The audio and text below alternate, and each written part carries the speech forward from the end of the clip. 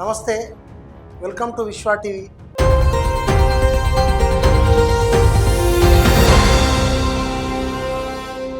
ఇప్పుడు తెలంగాణలో బాగా ఘాటుగా ఒక ఫైర్ లాగా అంటే పూర్తిగా ప్రజలకు అర్థమయ్యి ఇంత అధ్వానంగా సాగుతున్నటువంటి ఆ ఫోన్ ట్యాపింగ్ ఇష్యూ ఏ స్థాయికి వచ్చిందంటే ప్రధానంగా అధికారులంతా బలైపోయినారు. అధికార గర్వానికి, అధికార దాష్టీకానికి పరాకాష్ఠగా బలైపోయినటువంటి విషయం గమనిస్తూ ఉన్నాము. మీరు ఆనాటి నుంచి కూడా చూసుకుంటే ఈ అధికారంలో ఉన్నటువంటి ఆ పవర్ను ఉపయోగించి ఎంతమంది అధికారులను బలి తీసుకున్నటువంటి ప్రభుత్వాలు చూడండి. ఆనాడు ఇందిరాగాంధీ స్థాయిలో చాలా మంది అధికారులు, తర్వాత మన రాజశేఖర రెడ్డి టైంలో మనం చూసాము ఒక శ్రీలక్ష్మి లాంటి ఒక ఐఏఎస్ ఆఫీసర్ మైనింగ్ ఇష్యూస్లలో ఆమె బలి కావడం జరిగింది. తర్వాత ఇప్పుడు చూసుకుంటే ఇక మధ్యలో చిన్న చితక అధికారులు చెప్పిన పని చేస్తూ ఇప్పుడు నిన్న వారు అన్నట్టు వారు చెప్పారు కాబట్టి మేము చేశామని ఆ రాధాకిషన్ రావు స్థాయిలో ఒక ఆల్మోస్ట్ ఒక ఏఎస్పీ, డిఎస్పీ, ఈ ఐజీ స్థాయిలలో ఈ యొక్క సమాధానం ఇస్తున్నారంటే వారికి కూడా మరి చేయక తప్పట్లేదు. ఒక పని చెప్పినప్పుడు ఒక గవర్నమెంట్ ప్రభుత్వం ఒక పని చెప్పినప్పుడు చేయాల్సిన విధానము ఆ అధికారంలో ఉంటుంది కాబట్టి ఒబే చేయాలి, అదర్వైజ్ డిజోబేయింగ్ దాని కిందికి వస్తుంది. So disobeying authority is the biggest charge అవుతుంది.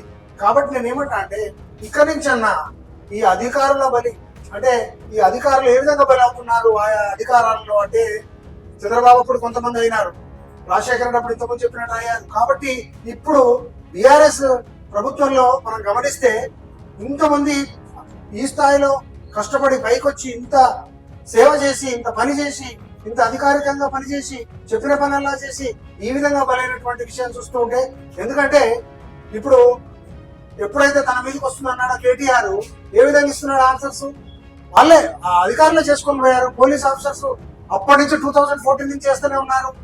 2014 నుంచి కూడా ఎంక్వైరీ చేయండి ఈ విధమైన మాటలు మాట్లాడుతూ ఉన్నాడు.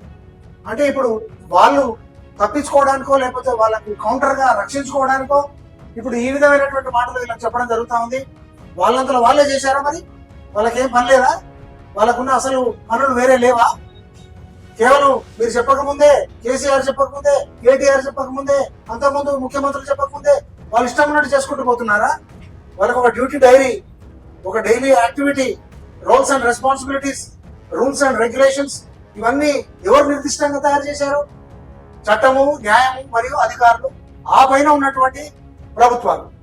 కాబట్టి నేనేమంటా అంటే ఊరికేనే ఇప్పుడు తప్పించుకోవడానికి, ఇప్పుడు ఏదో బయటపడడానికి ఆ విధంగా ఊరికేనే నోటిఫై చేయడం ఒక వ్యక్తి గురించో లేకపోతే ఒక సంస్థ గురించో ఇన్నాళ్ళు వాళ్ళు లోపల కూర్చొని కన్ఫెషన్ స్టేట్మెంట్స్ ఇస్తుంటే వాళ్ళు చెప్తేనే చేశాము అని రాధాకృష్ణరావు చెప్పడం జరిగింది. చెప్పితేనే చేసేటువంటి జాబ్సే వాళ్ళంతలో వాళ్ళు చేసేటువంటి కావు. వాళ్ళంతలో వాళ్ళు చేస్తే ఒక్క క్షణం ఉండలేరు ఆ కుర్చీలో. ఒక ఎస్ఐ స్థాయి నుంచి కూడా, హెడ్ కానిస్టేబుల్ స్థాయి నుంచి కూడా నిర్దిష్టంగా ఒక డ్యూటీ ఇచ్చి ఫలానా కాడికి ఎంక్వైరీ, ఫలానా కాడికి పోయి ఒక వెరిఫికేషన్, ఫలానా కాడికి పోయి పంచనామా రాసుకో, లేకపోతే ఒక రిపోర్ట్ తీసుకొని రా, లేకపోతే ఒక ఎంక్వైరీ చేయి, ఈ పని రేపటి నుంచి చెయ్యి, లేకపోతే ఎక్కడో ఉన్న పోయి సెర్చ్ చేసి పట్టుకురా, సెర్చ్ ఆపరేషన్, ఇవన్నీ కూడా వాళ్ళందరూ వాళ్ళు చేయరు. ఎప్పుడైతే పై అధికారులు అంటే ఆ పైన ఉన్నటువంటి వాళ్ళు నిర్దిష్టంగా కార్యక్రమం ఇస్తారో మరి ఇంత దాటి వచ్చినాక వాళ్ళను ఈ విధంగా బ్లేమ్ చేసి ఇరికిచ్చి మేము బయటపడితే బాగుండనేది. కాబట్టి అధికారము ఎప్పుడైతే వాళ్ళు ఇట్లా ఆ బలాన్ని ఈ విధంగా ప్రదర్శిస్తే అధికారులు బలి అవుతారు. కాబట్టి చాలా జాగ్రత్తగా రాబోయేటువంటి ఈ యొక్క డ్యూటీస్ అండ్ రెస్పాన్సిబిలిటీస్ కూడా చాలా పద్ధతిగా, ఎందుకంటే specified duties and responsibility for each officer is being specified before he starts his job in his place as per the situation according to the rules. కాబట్టి అవి ఏమన్నా డైల్యూట్ అవుతున్నాయంటే రేపొద్దున తప్పకుండా వస్తుంది ఈ సమస్య. ఈ విధంగా రేపొద్దున 5 ఏళ్ళు ఉండిపోయేటువంటి వాళ్ళు, మధ్యలో పార్టీలు మారేటువంటి వాళ్ళు, ప్రజాస్వామ్యంలో ఈ ప్రభుత్వాలు ఎప్పుడు కూడా to the people, by the people, for the people, not to the politicians, not to the powerful people or rich people.